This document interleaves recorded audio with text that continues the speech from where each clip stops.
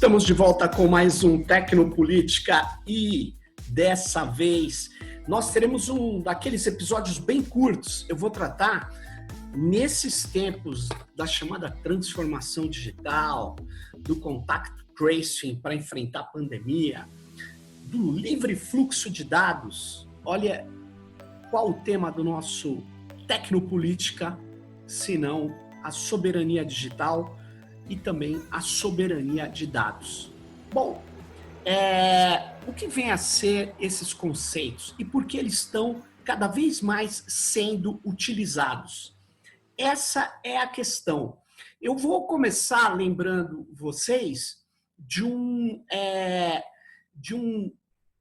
uma pessoa muito importante no debate da internet, na construção do imaginário sobre a internet, que é o John Perry Barlow. Ele foi letrista do Grateful Dead e o John Perry Barlow, ele tem a Declaração de Independência do Ciberespaço, né? E essa Declaração de Independência do Ciberespaço, ele dizia que o ciberespaço, que é esse espaço virtual que se realiza a partir e na internet, ele seria completamente desconectado do mundo físico. E ele faz uma declaração contundente, né, dizendo que os estados deveriam deixar de importunar a internet. Bom, só lembrando uma coisa, tanto essa declaração quanto um texto que se chamou Vida Digital, do Nicolas Negroponte, me instigou a fazer a minha pesquisa de mestrado, ainda no final do século XX, faz tempo, né? E a minha pesquisa chamava Poder no Ciberespaço, onde eu queria entender se esses discursos eles ficavam de pé do ponto de vista empírico, né? E eu cheguei à conclusão que não dá para ter uma internet desconectada da sua infraestrutura física, né?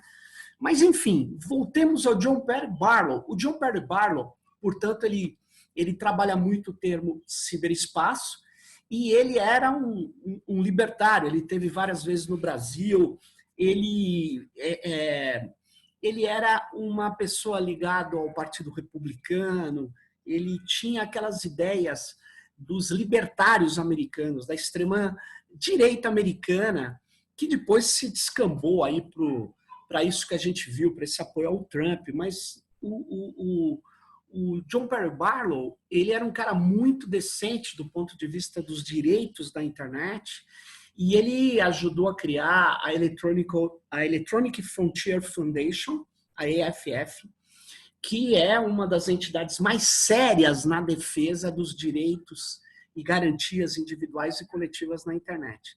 Mas, enfim, por que eu começo falando de John Perry Barlow? Porque ele criou toda uma onda. Ele foi muito importante para criar esse mito de que a internet estava livre das soberanias dos países, né? E o conceito de soberania, na verdade, ele é um conceito bem antigo, né? Ele foi primeiramente trabalhado aí pelo Jean Bodin, né?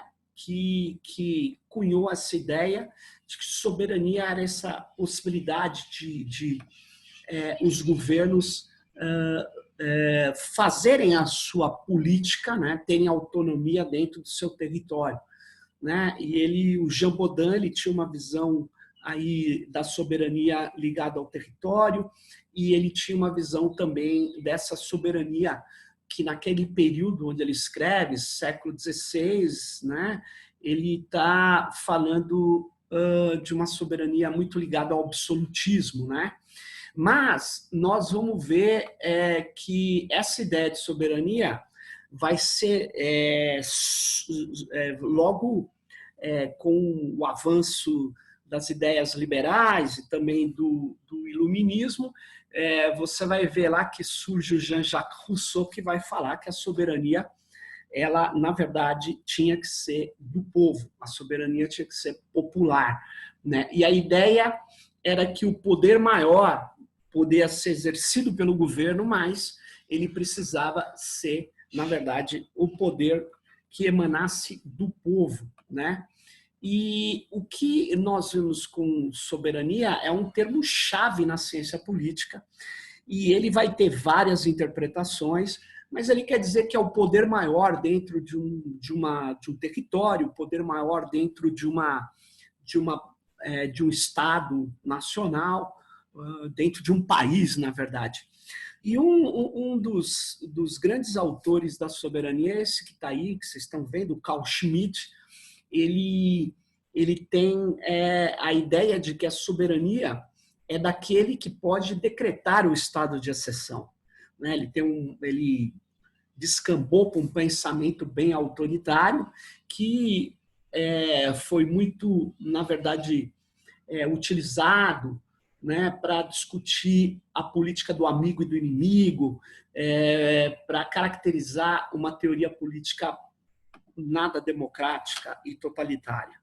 Mas eu fiz essa pequena digressão sobre soberania para falar que é exatamente no momento onde existe uma pressão enorme das big techs para aquilo que elas chamam de transformação digital, que é colocar, na verdade, as informações digitalizadas, os serviços digitalizados, que isso seria melhor para as sociedades, mas que isso teria que ser feito por intermédio das grandes corporações, das big techs. Numa sociedade que é cada vez mais dataficada. Então, principalmente após as denúncias do Edward Snowden, nós vimos que existe um conluio entre algumas grandes corporações e alguns poucos grandes estados. O Snowden mostra um sistema de vigilância feita por plataformas, por corporações que todos nós utilizamos e que gerava uma vigilância massiva e entregava dados para a agência de inteligência digital norte-americana. Então, estados que têm grande poder sobre suas corporações, esses estados são poucos, como Estados Unidos da América do Norte e a China, e você vê que eles têm uma ligação muito grande com essa ideia de obter informações a partir das suas empresas que são transnacionais, que atuam no planeta todo. E isso gerou uma série de reações, reações às o que hoje a gente chama GAFAM, as 5 Big Techs, né? Mas não só elas. Elas têm um poder gigantesco, elas têm um faturamento maior do que vários estados, cada uma delas tem um faturamento muito grande. Essas Big Techs, praticamente quase todas, com exceção do Facebook, ultrapassaram o valor de $1 trilhão na bolsa, faturam mais de $1 trilhão e na pandemia passaram a faturar, né, juntas muito mais do que qualquer outro tipo de empresa. Ou seja, elas vivem cada vez mais coletando dados, no caso do Google e do Facebook, são empresas de tratamento de dados e eles, portanto, colocam em discussão o problema da soberania de dados ou soberania digital. E a questão esse termo, ele tem várias conotações, ele vem de longa data, mas nesse momento ele adquire uma série de interpretações distintas. Particularmente, eu queria chamar atenção para 3 interpretações desse conceito de, vamos dizer assim, soberania digital, né? A própria União Europeia está utilizando muito o conceito de soberania digital e ele está reconstruindo toda essa visão, né, que era muito cara à teoria política, né? E vem reconduzindo autores que sempre estiveram alertando sobre as ilusões das micronações, dos territórios virtuais independentes, como, por exemplo, o pessoal que criticou a ideologia californiana, né? Então, vários autores têm colocado problemas e, recentemente, Nick Arnisek, com o capitalismo de plataforma, o Nick Coldry e Ulisses Meches com o colonialismo digital, Shoshana Zuboff com o capitalismo de vigilância, tem mostrado a descomunal força dessas, vamos dizer, big techs.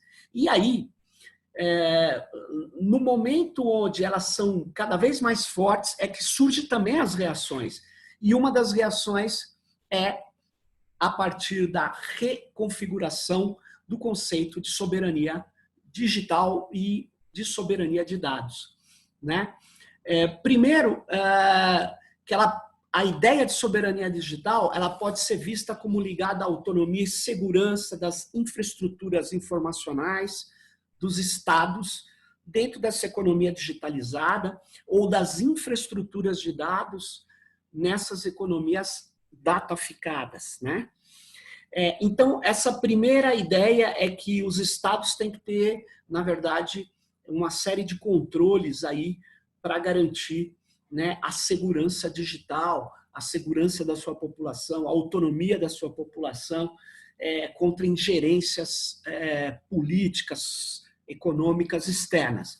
Mas existe uma segunda visão também do conceito de soberania digital e também de soberania de dados, que ela está ligada ao desenvolvimento econômico local, né? Por exemplo, quando você tem empresas que vêm no seu país, retiram todos os dados e processam no seu país de origem ou no seu país matriz, né? E que nesse país matriz ele tira, né? Extrai o valor, ele deixa de ter valor no lugar onde tinha extração e o valor passa a ser concentrado nas corporações e nos países onde elas sediam.